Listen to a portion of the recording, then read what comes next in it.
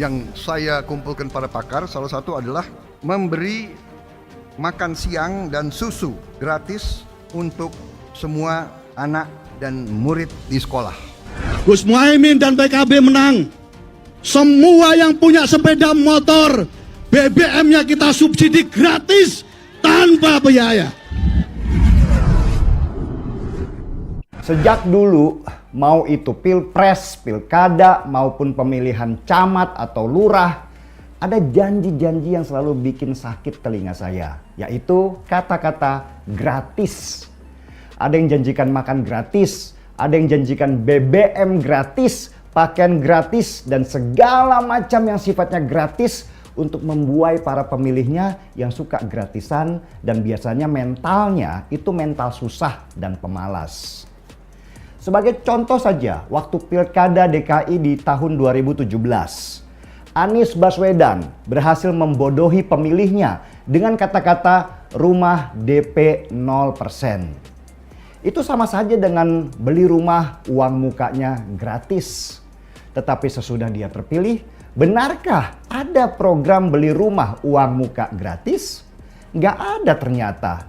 Malah sebaliknya, cicilannya mahal banget sehingga yang bisa beli rumah bukan lagi masyarakat kelas bawah, tetapi justru kelas menengah yang harus punya pendapatan belasan juta rupiah per bulannya.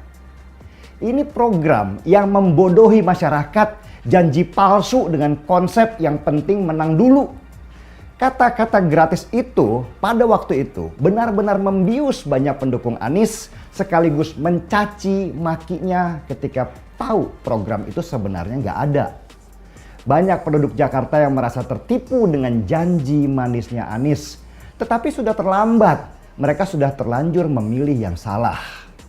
Dan Ahok sendiri pada waktu debat bahkan sempat menyindir. Jangan karena ingin jadi pemimpin, programnya akhirnya membodohi rakyat. Memang memilih pemimpin, apalagi untuk sekelas presiden, itu nggak gampang. Kita nggak boleh memilih kucing dalam karung. Asal dia populer, akhirnya kita pilih dia jadi pemimpin kita.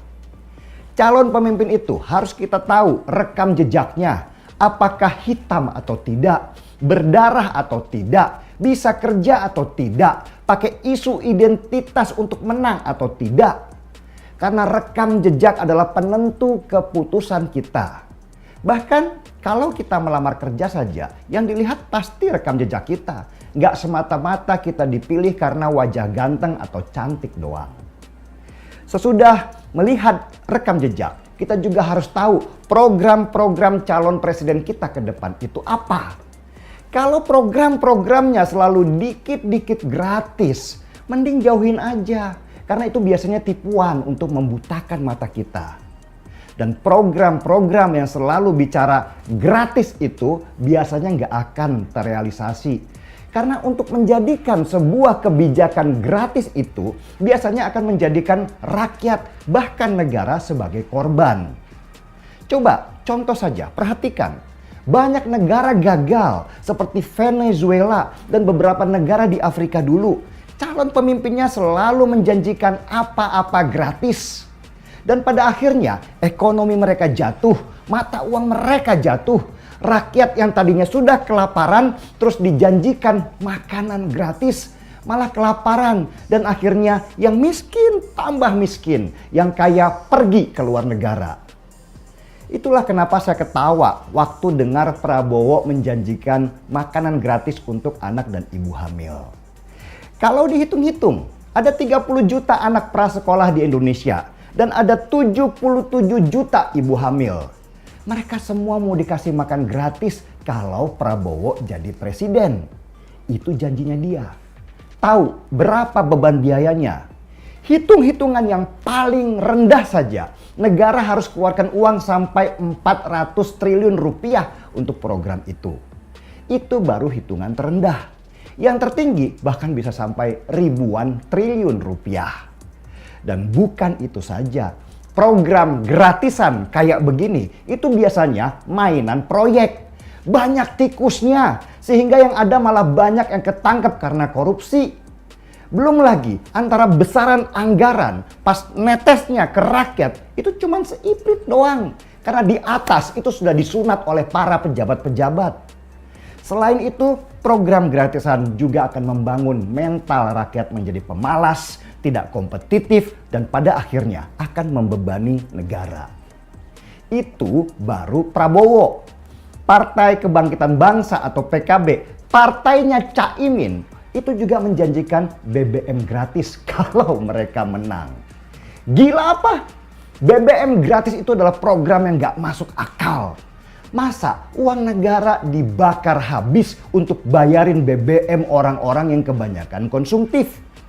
Tapi yang namanya lidah itu memang gak bertulang. Janji apa aja termasuk menjadikan iblis turun dari neraka itu bisa diucapkan. Apalagi buat politisi, janji itu harus manis semanis-manisnya. Nggak peduli kalau warganya akhirnya diabetes semua. Mending lihat dong program Ganjar Pranowo di Idea Fest kemarin. Dia menjanjikan pemerintah nanti akan terlibat dalam pengembangan ekonomi industri kreatif. Menjanjikan akan membangun infrastruktur buat ekonomi kreatif. Sehingga muncul lapangan-lapangan kerja baru untuk anak-anak Gen Z dan milenial. Sehingga nanti akan tumbuh ekonomi baru dan pendapatan buat negara senilai sampai ribuan triliun rupiah. Ganjar bahkan mencontohkan Korea Selatan yang industri kreatifnya selain menjadi pondasi kuat ekonomi negara juga membawa harum nama bangsa di dunia. Yang lain masih sibuk dengan mimpi-mimpi populis. Ganjar sudah sibuk dengan program-program realistis. Yang lucu lagi, ada calon presiden yang bilang mau menyulap rawa-rawa jadi industri makanan, padahal dikasih tanggung jawab untuk kawal program food estate aja gagal total. Bah! Jadi pengen seruput kopi ini. Haus dengar janji-janji manis calon presiden halu itu.